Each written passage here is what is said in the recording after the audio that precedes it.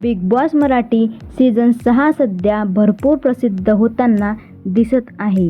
वेगवेगळ्या प्लॅटफॉर्मवर नंबर 1 वर ट्रेंडिंग होताना दिसत आहे.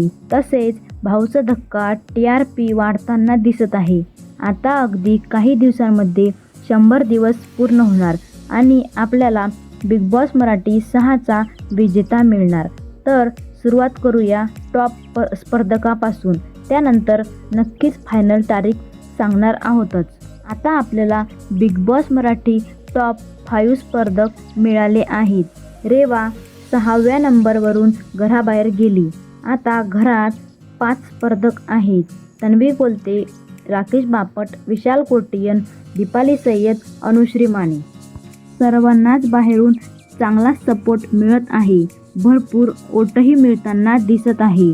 रेवा वाईल्ड कार्ड म्हणून घरात आली होती, परंतु तिला 6व्या नंबरवरून घराबाहेर जावे लागले.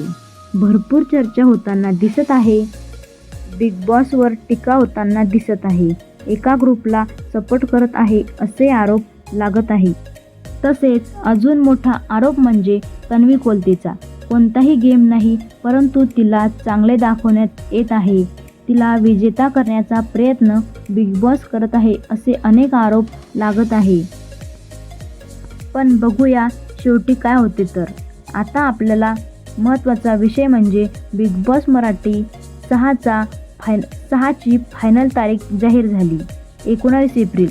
तर 19 एप्रिल रोजी आपल्याला बिग बॉस मराठी सीझन 6चा फायनल एपिसोड बघण्यास मिळणार आहे.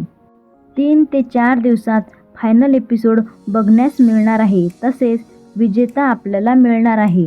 तर तुम्हाला काय वाटते?